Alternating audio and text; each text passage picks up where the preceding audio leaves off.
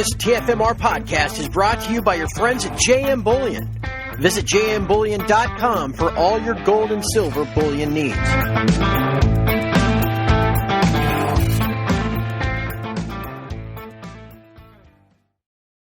Okay, here's the dollar. Here's what I want you to watch. All right? It's going to be very important. Remember, that low on March the 9th was 94.65. That's also a perfect first level Fibonacci retracement of the entire move down from 103 down to 92. So this is right where it should stop or have some trouble. That's exactly where it did stop and had some trouble on Friday and now falling back today. Now, again, it may just blow right through here. Next stop, if it does, is probably up around 96. And if that's the case, gold and silver ain't going nowhere until it rolls back down from 96. However, it doesn't necessarily have to do that. Okay? All the things going on this week that we mentioned at the top of this podcast, maybe instead we have a false breakout on our hands. Either way, you would expect after 94 having 94 been resistance for 6 or 7 weeks, you would expect you'd come back down and test it for support, which is why I put a blue line at 94. We're going to watch really closely what happens when it gets there, because it very, very, very likely will sometime this week tap 94, and then we're going to have to see what happens. Finally, some levels to watch in gold and silver. All right, this is a 20-minute candlestick chart going back to the highs, back on August the 6th. This is almost 2 months ago now, okay? Several levels to watch. Of course, bouncing from 1850 3 times in 3 days. That's pretty good. Getting back above the August 11th low down here at about 1874. It had been resistance in the bounce late last week. We blasted through it today. That's good. These next little lines, I didn't put a mark on here, but when we first came down last Monday and bounced from 18, below 18, like 1885, getting back above there is good. Like I said, we have a last of 1886. The next big target we'll be putting a 19 handle on. Okay, that'll be nice. That's probably coming too, especially if I'm right about the dollar index dropping to 94. But the big kahuna for this week or next will, of course, be 1920. Why is 1920 so important? Yeah, I'll just remind you, that was the all-time high. Maybe it was 1923, whatever it was, but it was 1920 is the number I've always used. September 6th, 2011. Getting back above there. That's why it was support for over a month. That's why it will be resistance again once we get up there. So we'll watch those levels closely. And you can see a lot of this on the silver chart, bouncing from 22, as we figured it would, because 22 is so important. Now getting back above 2380, got to 2386, finished up 2381. We're going to want to watch that level tonight because 2380 is that low from back on August the 11th. There will be resistance at 25 as we climb back up. But then again, the big Monty, whatever you want to call it, big kahuna is 26. And again, if you don't by now realize the importance of 26, I'm not going to tell you because we've only, unless you're brand new in the last week, then you know the importance of 26. Finally, the GDX.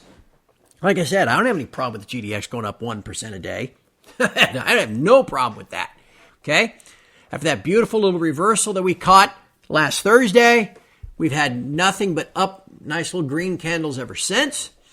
I think the GDX should be rallying with the approach of earnings season, no doubt about that, and with metals going higher. So how will we know if we're still going to have a really solid October into early November with that same kind of rally that we saw in July into early August or in April into early May? Well, it's going to be the 50-day. No, I don't think there's any doubt about it. And there's a gap on the chart as well. You see that little arrow pointing to it? That's that gap to last Monday. Most of you that trade, you know that charts don't like gaps, right? Just like nature abhors a vacuum. And it doesn't mean that every single gap has to be filled. There are no total 100% eternal truths in trading. But a lot of times gaps are filled.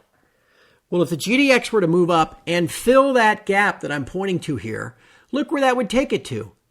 The 50-day moving average. So it's pretty easy to see where the GDX could still trade a 1.5 points higher from here, 2 points higher from here, actually. from 39.37 where it closed today, all the way up to that 41.40, 41.45 level. Now, how would we put on 2 points? Well, that's not that hard to do. We do that all the time. Lose 2 points all the time, too. Maybe we get one really good day, like BLSBS Friday or something. But then, if we're going to feel good, if we're going to get that rally that I was hoping for all along and now, has been put in jeopardy by the price action the last couple weeks, well, we're going to have to rally back to the 50-day, and then we're going to have to get above it, okay, and hold above it. Obviously, again, that's 2 points from now, so we got a little time to work on that. But this is going to be something really important to watch for the shares in general in the days ahead. Last day of the fiscal year, total U.S. national debt now approaching $27 trillion. I'm old enough to remember when it hit 10.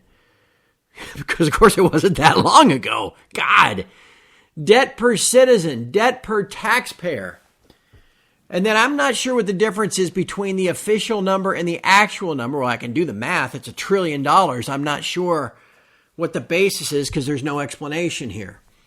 But here you go. U.S. federal spending, $6.2 trillion. U.S. budget deficit, $3.15 trillion in a year.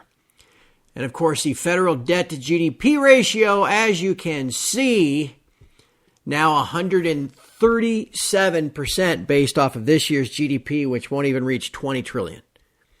Next, there's this little chart. Unfunded debt versus interest. I thought this one was fun too. Total U.S. interest paid. I'm not sure when they started keeping track, but apparently that's a cumulative amount of just interest on the debt that the U.S. has paid. That line item on the annual budget. Total amount of interest paid by each U.S. adult so far is $15,000. Total debt of all U.S. citizens now $82 trillion. That's corporate and public, private, whatever. Total personal debt approaching $21 trillion. Average savings for family, $26,000. I don't even know what that is. 1/1,000,000th of a basis point. I can't even do that math. How about the total credit card debt approaching now $1 trillion?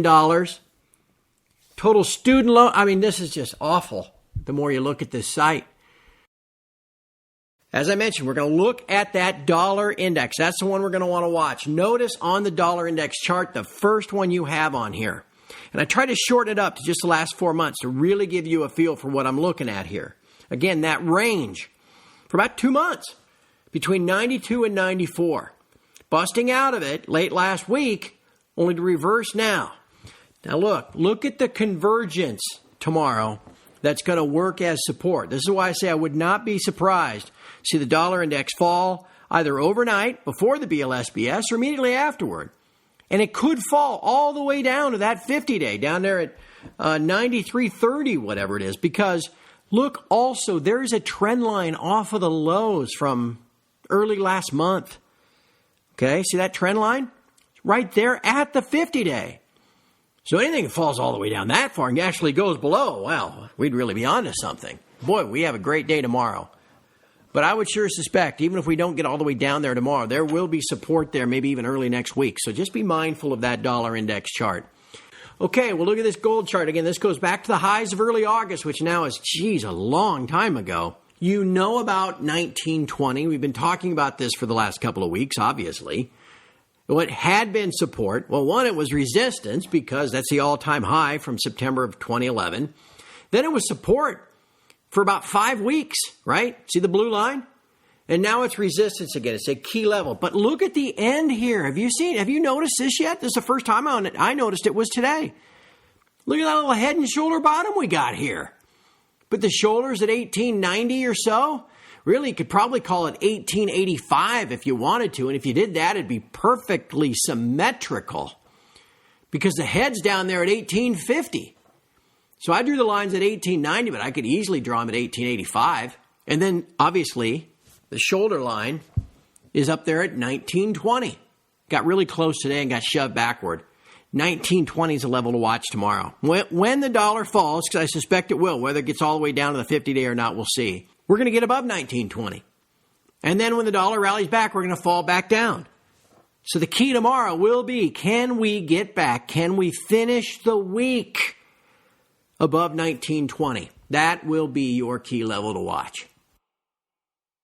We do have some interesting stuff coming next week, okay? Besides all the stuff with Trump and COVID, and God knows by a week from now who else on Capitol Hill will be testing positive. We have the minutes to last month's FOMC meeting are going to come out. Now that's going to be interesting come Wednesday, because remember, there wasn't a whole lot more given to us. And it was perceived, and this is when we really started getting in trouble, was right after that FOMC 2 weeks ago. Because remember, the Fed wasn't dovish enough. Zero interest rates through 2023, $120 billion a month, somehow not dovish enough. Powell, in his press conference, basically begging for new debt to monetize. Of course, we're waiting on that. See if maybe that'll come this weekend. Who knows? But anyway, next week is going to bring those minutes. Not much else. The service PMIs on Monday, and God knows whatever we can't foresee. But maybe in those minutes, because the Fed didn't get the response they wanted, maybe by the time we get those minutes, they'll have been doctored a little bit in a second attempt to get the response they want. Remember, we've speculated about this for years. Why does it take 3 weeks for some secretaries and assistants to transcribe the minutes? It shouldn't take 3 weeks. It should take 3 hours. Why does it take 3 minutes? And Danielle DiMartino Booth has echoed the same since, because I've been saying this for years. And that is, the Fed puts out their Fed lines. They have their little press conference, and they see what happens. And if they don't get the response they want, then the minutes get doctored just a little bit. Maybe move a few words around, try to reemphasize, maybe even insert something to try to get the response next time. Well, obviously, Powell is trying to get an inflationary response, and he didn't get it. Dollar rallied. Okay? In the week following the minutes, what did the dollar go up? $1.50? So maybe there'll be something in the minutes come Wednesday that'll send it back down and maybe help us out. But for the time being, we're just kind of bleh. Yeah. You know, it's nothing to sneeze at. I mean, we're still $19.06 for COMEX gold and about $24 for COMEX silver. But I think you and I are all of us are getting a little antsy, wanting to get something to happen.